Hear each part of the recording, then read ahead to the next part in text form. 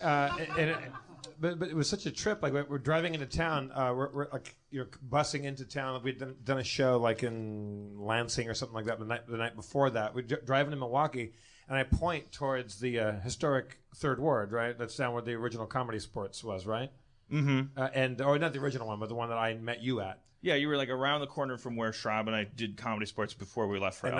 And it's like I was saying to the guys on the bus, I'm like, oh, it's like right down there in 1994. That's where I met Dan Harmon and Rob Schraub. And then I get a text an hour later, and you're there, and you came to our show, and you watched me do improv. And I was at this restaurant, this spy-themed restaurant called Safe House, and you're like, that's where I first did stand-up. Like, I would be like 17 and like, because they have like this spy theme there that made it an easier place to be underage and do stand-up, because the spy theme was like, what's the password? And you're like, gibble gobble gooble, and so like you could kind of like sneak. What is the password, by the way? They had their eyes less on the prize of like law enforcement and more on like this whole like, are you James Bond? And like go through the bookcase and all this stuff. I had to dance around like a chicken for 10 seconds. And then I didn't know that I'm also on camera in the bar. Yeah, that's the idea there, is that the people in the front room, like it's basically just like Rocky Horror Picture Show. Are you a virgin or have you been here before? You know, it's like the password is where it was when I was going there. I'm looking for a safe house. First of all, that's not a word. Second of all, that's what your enemies are going to say. If I had said right. If I had said to the gal, because like you walk in there, there's no sign for it. There was me and this like this other woman, like you know, like early 30s gal, like walking up, and she's like, "Do you know where this place is?" I'm like, "I'm looking. I just yelped veggie burger, and that's why I'm here." And she's like, I was like, "Oh," and then there's a girl like dressed like as a little secretary, and there's a switchboard, and it's all old timey, and she's like, "Do you guys know the password?" And it says like international exports, something like that. And she's like, "Do you know the password?" I'm like, "No, I don't." And she's like, "Well, then I'm going to send you on a mission to Old McDonald's farm. You have to cluck like a chicken and dance around in circles for 10 seconds." If I had said no, like I want to go have a veggie burger, she would have let me in, right? She's not allowed to say, "Go fuck yourself." No, I don't know. I'm sure that's a subject of every morning meeting there, depending on how business is doing. You know, I don't know. I maybe for a happy hour. I don't know if like that guy from Bar Rescue came in. Maybe he'd yell at them and go, "You're turning people away. What's out the door? What's out the door?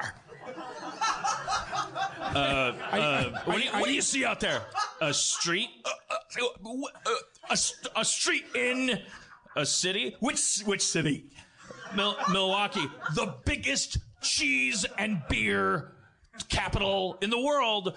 You need to turn around. I've rescued your bar. It's called Cheese Ballers."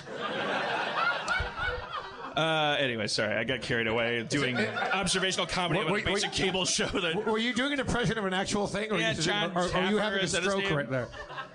John Taffer is like, you've never seen Bar Rescue? You gotta watch a couple episodes of Bar Rescue. Fucking no, I don't. I'll give you some starter points. First, Bar Rescue.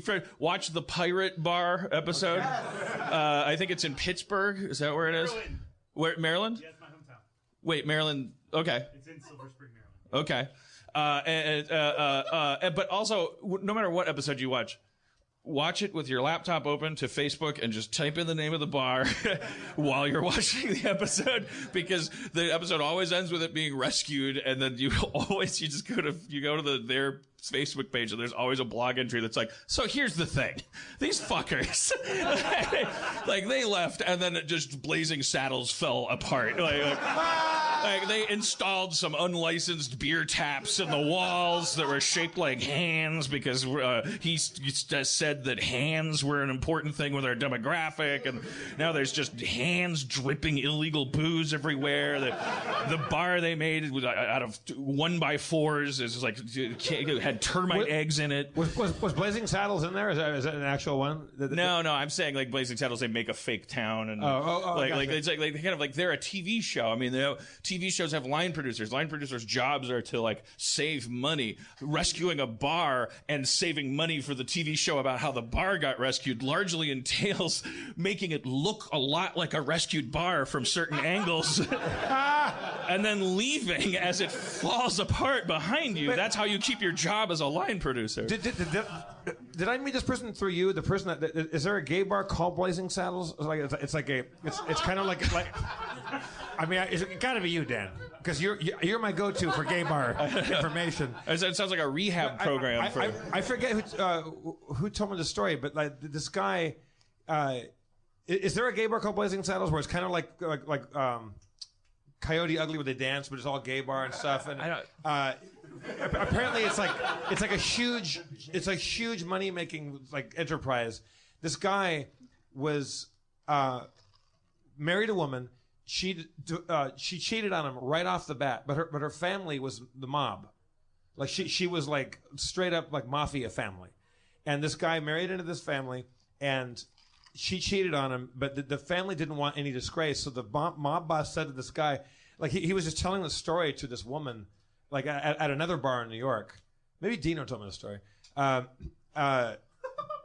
my wife cheated on me, and I went. And her father called me in and said, look, it's not going to be public. We're not going to talk about it. She cheated on you. We know about it. Anything you want. They gave him a bag of money. Like, and said, whatever you need, let me know. And he goes, I want to open a bar. And because he'd met this woman at another bar and said, I want to open a gay bar called Blazing Saddles where the people get up and dance around and whatever. He's not gay. He'd never opened a bar. And so he went to the guy and said, you're... Like, you can't open a bar in New York without the mob's consent because you you have to there's so much. I think I read that on the subreddit. Yeah. So he opened a gay bar with this person with a bag full of mob money and the mob's blessing, and now he's worth a fucking fortune because his wife Mel cheated Brooks on him. made the movie based on the bar, or that it. It might not be called Blazing Saddle. I think it is. All throughout the story, I was like, I can't do it, but the perfect joke. It's like, Jeff, you just remember you don't have a cat in the basement. Do I have to mention? Did I make this whole thing up? Well, we all do. Is what I'm. I went and saw Blazing Saddles in the theater. They showed it at the ArcLight because of Gene Wilder's sad demise. Went and saw one of my favorite movies of all time, Blazing Saddles. It was so fun to watch it. People that knew the movie, laughing like crazy. Millennials that had never seen it were bummed out. Because there's N-bombs. Yeah. N-bombs galore. Well, yeah, I mean, I when I watch that movie, apparently I am running a millennial emulator because I'm always like, what the fuck? This is like Spaceballs in the West. That's all.